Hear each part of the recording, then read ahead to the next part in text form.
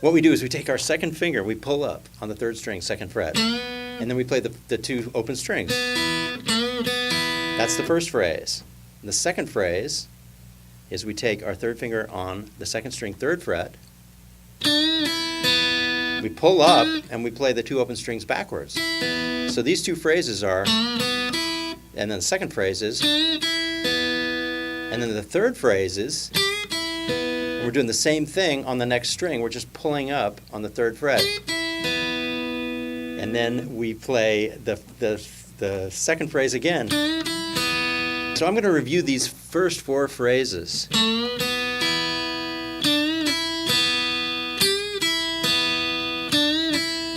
And if you break them apart like that and realize you're just doing the open strings like this. First you're going, and then you're going, and then you're going, and you're going. Again, it's kind of an easy way to visualize it. So here we go. Here we go.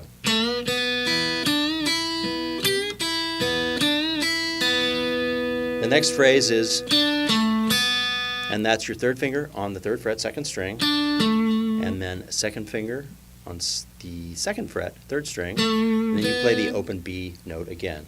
So this whole series.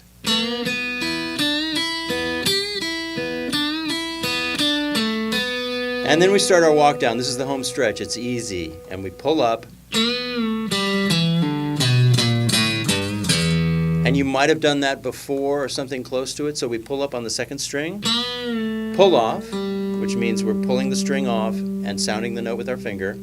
We do it on the next string, on the fourth string, second fret, right? So these two in a row. And then we walk down chromatically on the fifth string from the second fret. And then finally we finish out with the third string pulling down from the G note on the third fret. And so the idea is to connect all this in a smooth way. I'm going to do it at medium speed.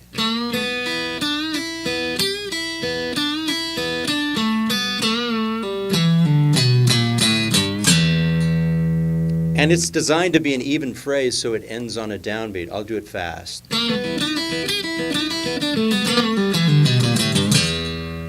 I'll do it really slow and then we'll move on.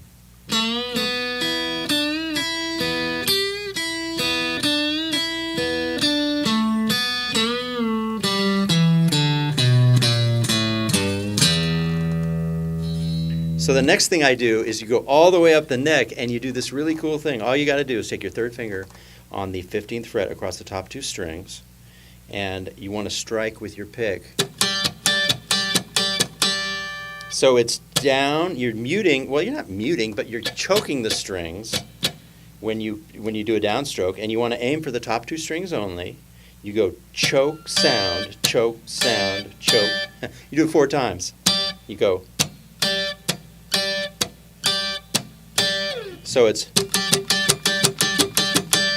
and it's kind of like, you know, you figure we're in 6/8 and it's kind of,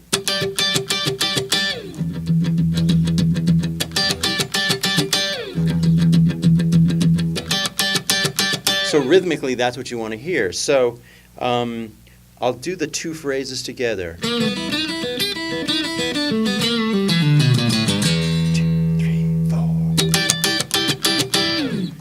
And then you repeat that whole thing. So it gives you, what I do is I walk down and I give myself a lot of time to bring my hand up here. I'm kind of counting to 4 and then I go. And that's that kind of Hendrixy, that's where it comes from. So I'll play both of these in a row, just like I did on the demo. 2, 3, 4.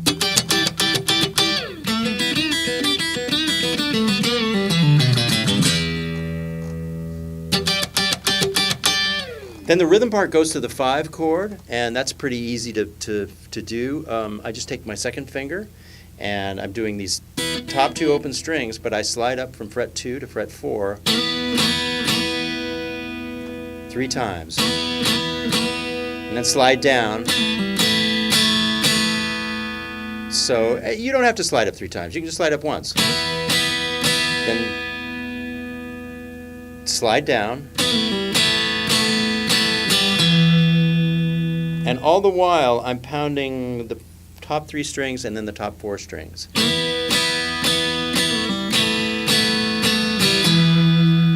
ending the phrase with 2nd fret, 3rd string, and then the open G and landing on the E anchor on the 2nd fret. And finally, we finish out by going all the way back up here. It's the 3rd finger on the 16th fret and the 2nd finger on the 15th fret, strings 3 and 2. And I pound with my right hand downstrokes. And then I drop down with my index finger on the same 2 strings. And drop it down again. Strike it once. Play this phrase. And all that is 3rd finger, 4th string, 14th fret, pull off, same thing on the 5th string, come back and restrike that 2-note cluster right there. So the last phrase is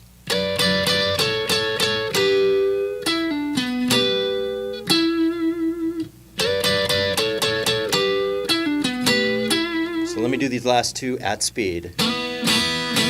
I think I'm not going to slide up 3 times.